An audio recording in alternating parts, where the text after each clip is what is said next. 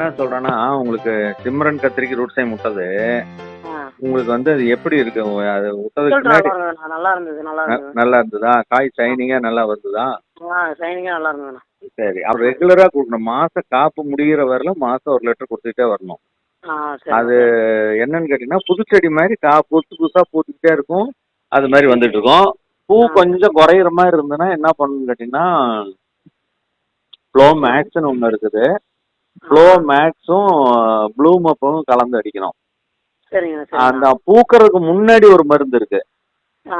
அது என்னன்னு கேட்டீங்கன்னா, சுகி என்சைம்னு ஒரு மருந்தும், அமோகாங்கிற ஒரு மருந்து 2யும் கலந்து அடிக்கணும்.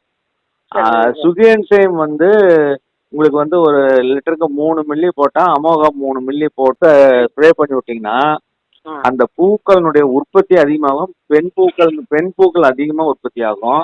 சரிண்ணா. இதெல்லாம் செய்யும். பூ கொட்டாது, பூ பிஞ்சு உதிராது. அந்த மாதிரி நல்லா இருக்கும். சரிண்ணா அது சரிண்ணா. வந்து 21 நாள்ல குடுத்துடணும். 20லிருந்து 25 நாள், 30 நாள்ல குடுத்துட்டோம்னா, அந்த இது நல்லா இருக்கும். 1 லிட்டர் தண்ணிக்கு 3 மில்லி குடுங்க சுகி என்சைம். ஆ. அது வந்து அமோகா வந்து 2 மில்லியிலிருந்து 2 1/2 மில்லி குடுத்தா போதும். சரிண்ணா சரிண்ணா. 2யும் கலந்து குடுத்து பாருங்க. உண்மையாலுமே செடி உங்க உங்க ஏரியாவிலேயே உங்களுக்கு தான் டாப்பா இருக்கும். சரிங்கண்ணா ஆமா. சரிண்ணா. பூச்சி மருந்து ரெகுலரா அடிச்சுக்கணும். ஆனா சரிண்ணா. மகசூல் வந்து செடி தளன்னு நல்ல ஷைனிங்காவும், காய் அதிகமா வருது.